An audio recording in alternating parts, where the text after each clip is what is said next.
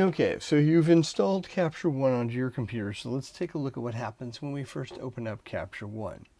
Now, if you're going in and using it at school, you're going to run into some issues here and there, so we'll explain those as we move along. A lot of the times the computers at school will already have the software maybe opened by a student prior to you, so your best bet is when you first go to a computer station in the lab, restart the computer to clear out anything anybody has done previous to you, and then just go ahead and open up the program.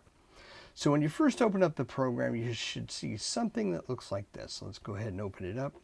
One of the great things about this program is it does seem to open up a lot faster than Lightroom. Doesn't seem to have a lot of other things that it's doing.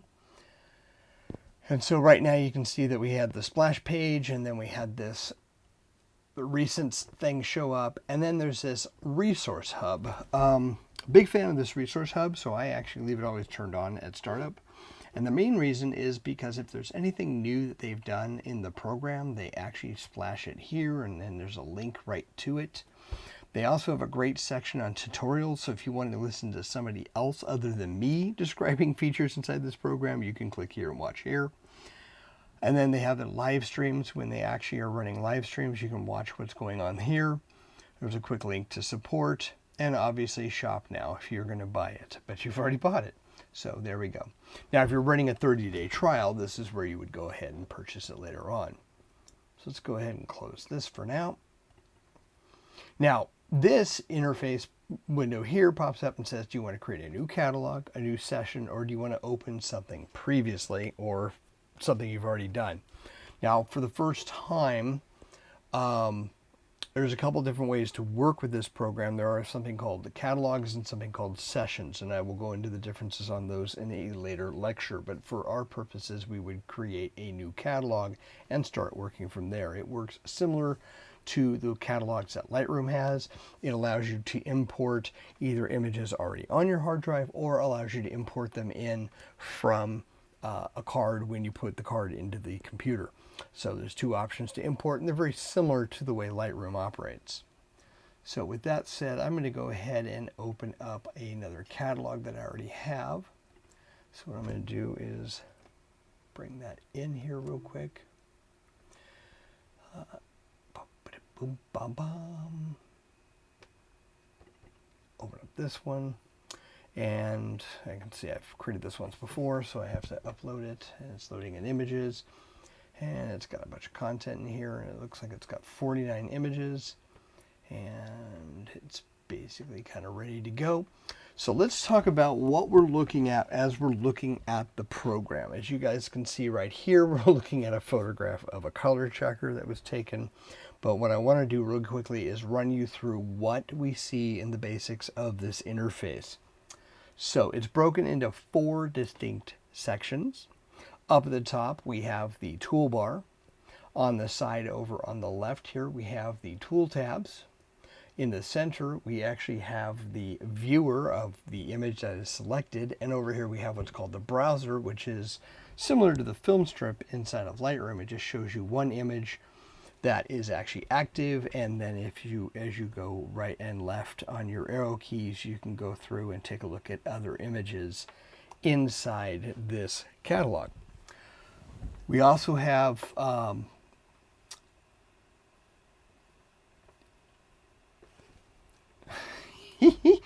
awkward silence. That's what we have. Oh, okay. So what we've got looking at here across the top is the as I mentioned before, the toolbar. Now the toolbar has the cursor tools in the center. It has some other features that are built in already.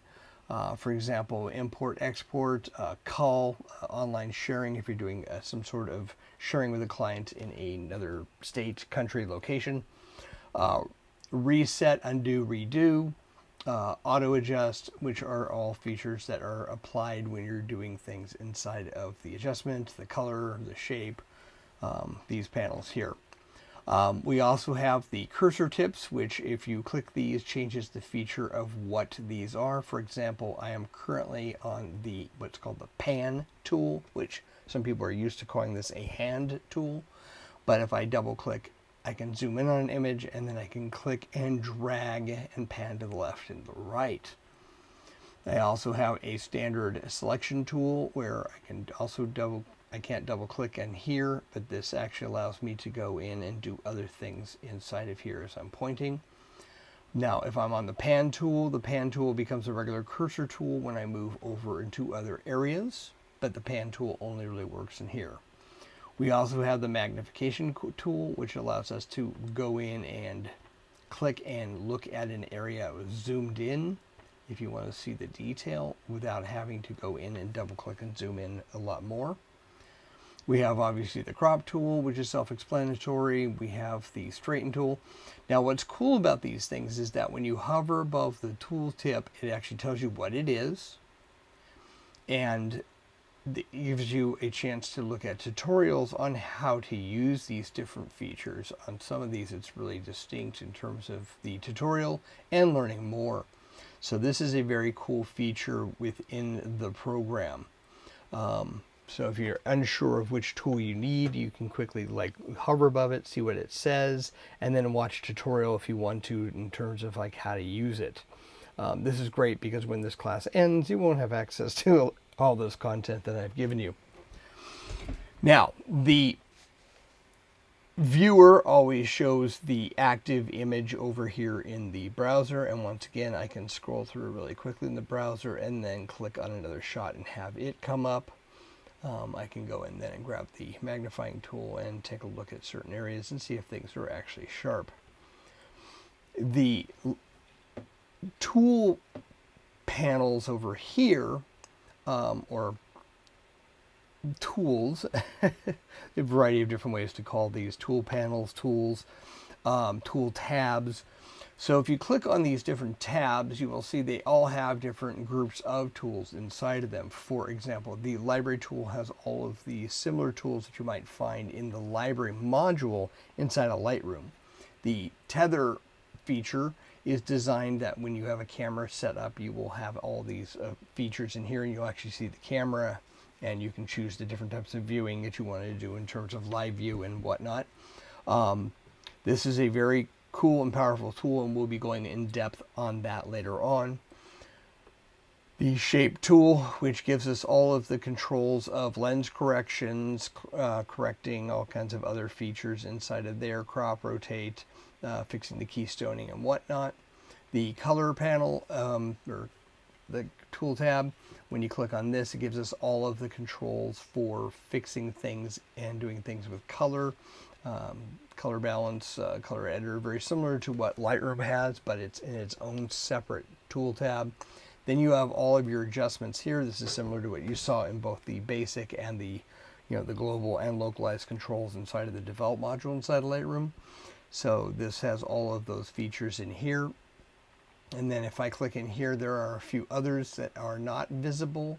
They would be visible if I go in and drag this over and make this bigger. I can see the other ones that are not shown. So the larger the screen that you have, the better it is to see this stuff. But you can also make this a lot larger in the center by sliding that over. So this is something you can't do in Lightroom. You can adjust a little bit in Lightroom, but not as much as this. And then you can also go in and just quickly go into each one of these. So after we looked at adjustment, we have what is called refine, which is where we find all the noise reduction, dust removal, sharpening, and all that's in this window here, which is actually a great place for it to be because these are all controls that are all interrelated.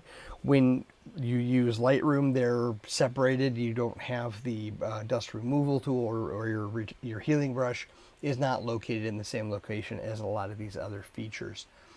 And then if I scroll into here, I can take a look at style, and this is where I can go in and put in things that are either presets that I have created and saved, or they are ones that are built into the program. And the metadata panel, which goes in and gives me all of the type of metadata stuff, which is similar to what you saw in the library module, which was usually inside of Lightroom on the right-hand side.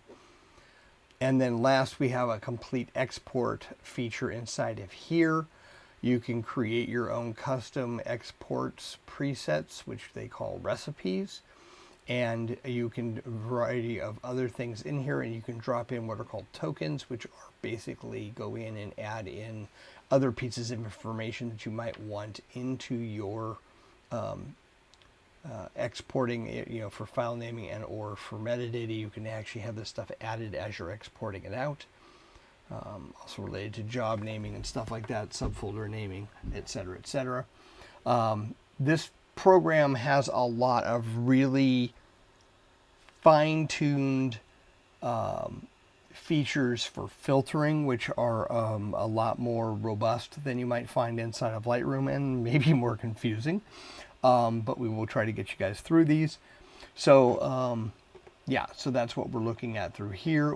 Later on in further lectures, I will go into each one of these tool tabs and go in depth in terms of what you're looking at in each one, what they do, and why they're important. Unlike the way I've presented Lightroom, which basically we start with the library module and then move to the develop module and talked about everything in sequence, with this we're going to talk about how to use this program a little bit more basic at the start, and then we will go more into the deep features and how to use it as we move through the semester. The reason for this is that for some of you who are in some of the advanced classes, you're taking this class at the same time and you want to know how to use Capture One as soon as possible. So I'm going to give you guys all of the basics to get started, and then as we continue to move along, you'll see how the rest of the features work.